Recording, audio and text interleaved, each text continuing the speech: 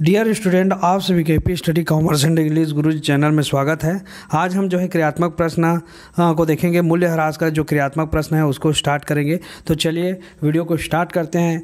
अगर आप चैनल पर नए हैं तो चैनल को सब्सक्राइब कर दीजिएगा, बेल आइकन को प्रेस कर दीजिएगा।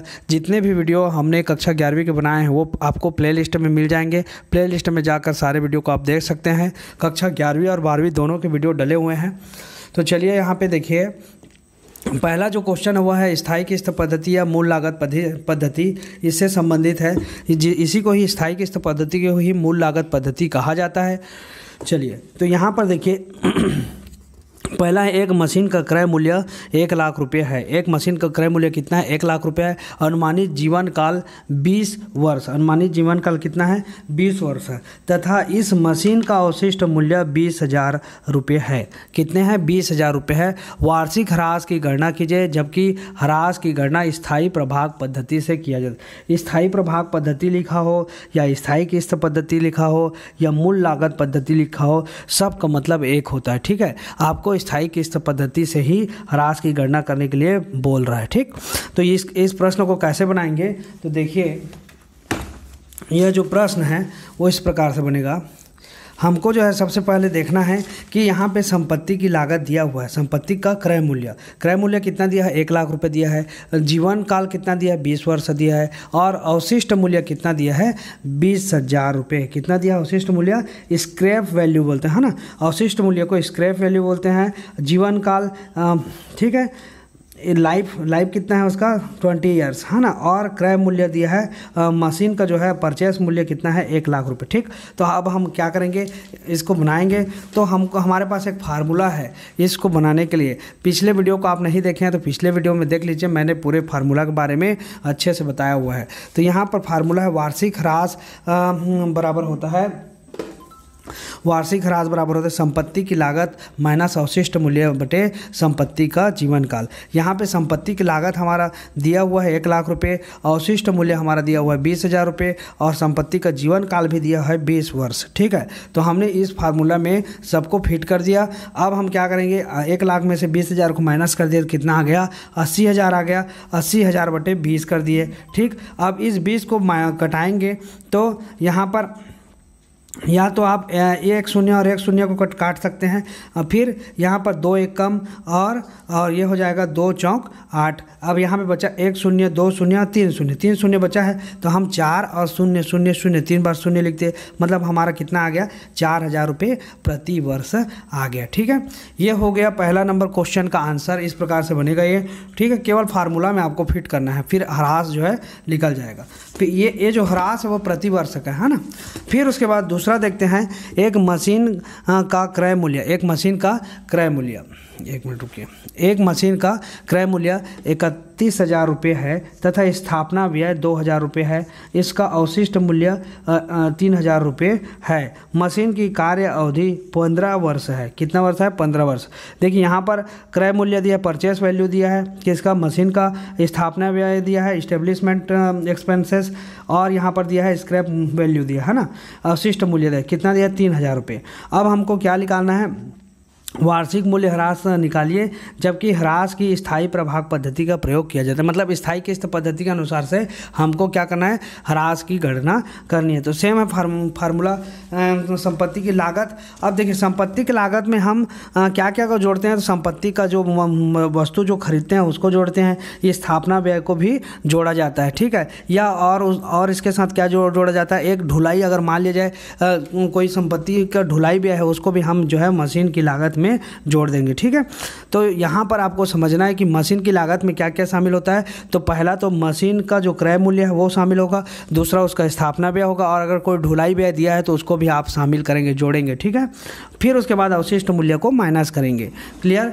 क्योंकि हम जब भी मशीन खरीदते हैं तो ऐसा नहीं है कि मशीन खरीद करके ला करके आप मतलब केवल रख दिए, उसको फिट करवाना पड़ता है, उसको स्थापित करवाना पड़ता है एक जगह में। तो स्थापित करने के लिए भी आपको व्यय करना पड़ता है। ठीक है, उसका व्यय भी मशीन की लागत में शामिल होगा। ठीक, उसका फिर वहाँ से जिस मशीन को जहाँ से मंगवाया वहाँ से मंगवाने का भी भाड़ा देना पड़ता है, वो भी मशीन की लागत में शामिल होगा, और मशीन का क्रय मूल्य भी शामिल होगा। ठीक, ये हो गया।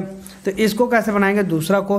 तो यहाँ पर हमने बताया कि दिया है, क्या क्या दिया है, मशीन की क्रय मूल्य कितना दिया है 31,000, स्थापना व्यय दिया है 20,000 रुपये और अवशिष्ट मूल्य कितना दिया है, अवशिष्ट मूल्य दिया है 3,000 रुपये। ठीक है, तो हम इन दोनों को पहले जोड़ देंगे, 31,000 और 2,000 को जोड़ देंगे और अवशिष्ट मूल्य को माइनस कर देंगे। ठीक, तो ये इसका फार्मूला है, ह्रास बराबर वार्षिक ह्रास बराबर क्या होता है, मशीन का क्रय मूल्य प्लस स्थापना व्यय माइनस अवशिष्ट मूल्य बटे हो जाएगा मशीन का जीवन काल या संपत्ति का जीवन काल। क्या लिख सकते हैं, संपत्ति का, यहाँ पर मशीन है इसलिए मशीन का लिख दिया हूँ, लेकिन आप इसको चाहेंगे तो जो फार्मूला पहले से है उसी फार्मूला को ही आप लिख सकते हैं, संपत्ति का क्रय मूल्य प्लस स्थापना व्यय माइनस अवशिष्ट मूल्य बटे संपत्ति का जीवन काल, इस प्रकार से भी लिख सकते हैं। ठीक, उसके बाद हमने इस फार्मूला में फिट कर दिया सारे चीज़ों को। मशीन का क्रय मूल्य यहाँ पर से ले लिया 31,000, फिर उसका स्थापना व्यय 2,000 और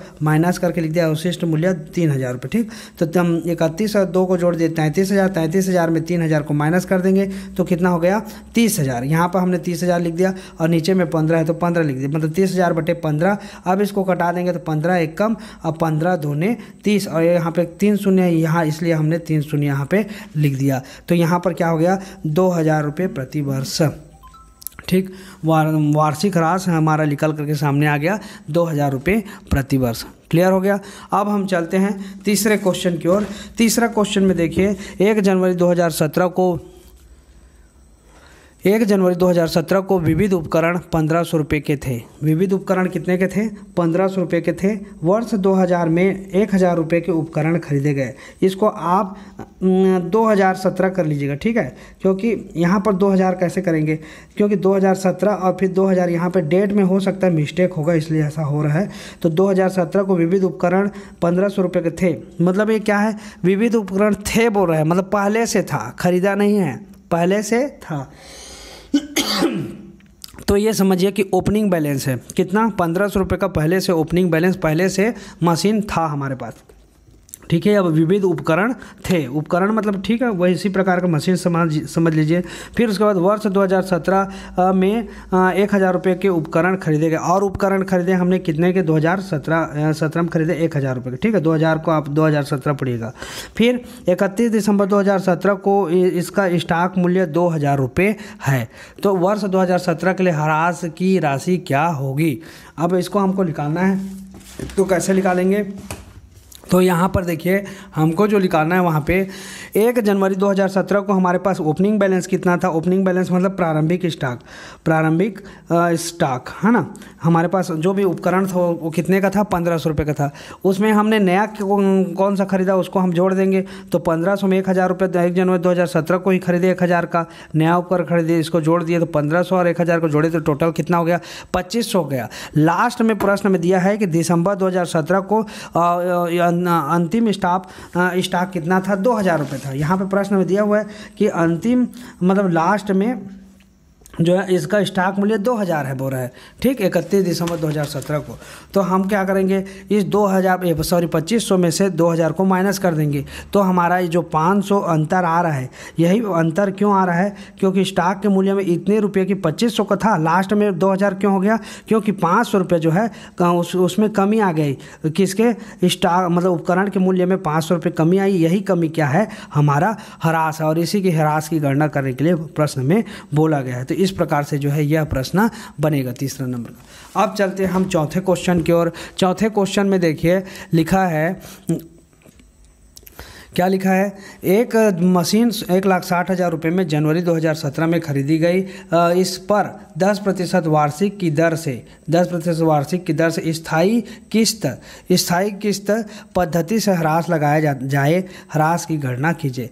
एक मशीन कब खरीदा, मतलब कितने में खरीदे, 1,60,000 में, मतलब जनवरी 2017 में खरीदा गया, और इस पर 10% वार्षिक की दर से बोल रहा है, किसकी दर से, वार्षिक। यहाँ पे प्रश्न में दिया वार्षिक की दर से, तो इसका फार्मूला अलग होता है ना। तो इसका फार्मूला क्या होगा, तो यहाँ पर देखिए ये होगा ह्रास बराबर होगा वार्षिक ह्रास बराबर होगा संपत्ति की लागत गुणित ह्रास की दर। ह्रास की क्या बोल रहा है, दर बोल रहा है। ह्रास की दर मतलब जो परसेंट दिया रहेगा उसको बटे संपत्ति का जीवन काल।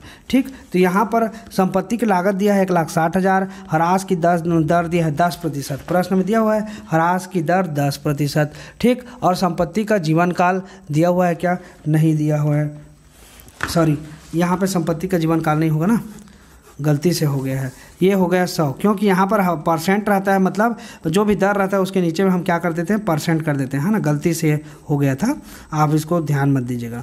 तो यह है संपत्ति की लागत गुणित ह्रास की दर बटे 100 होगा। ठीक है, संपत्ति की लागत गुणित ह्रास की दर बटे 100। तो यहाँ पर हमने क्या किया, 1,60,000 रुपये हमारा संपत्ति की लागत था और 10% दिया, इसलिए 10/100 कर दिए। ठीक, तो 10% इसलिए 10 कर दिए, यहाँ पे 100 कर देंगे। अब 0 से 0 कट गया, अब ये 0 से ये 0 कट गया, मतलब यहाँ पर बचा कितना, 16,000 है, हमने यहाँ पे 16,000 लिख दिया। यही क्या है, वार्षिक ह्रास है। इस प्रकार से जो है आपको ह्रास की गणना करनी है, एक एक करके जो है ह्रास की गणना आपको करते जाना है। ठीक है, तो इस वीडियो में बस इतना ही। नेक्स्ट वीडियो में हम जो है इसके आगे के जो क्वेश्चन है, क्वेश्चन नंबर 5 से स्टार्ट करेंगे और उसको जो है नेक्स्ट वीडियो में आपको अपलोड करेंगे। ठीक है, तो आज के वीडियो के लिए बस इतना ही। वीडियो को देखने के लिए आप सभी का बहुत बहुत धन्यवाद।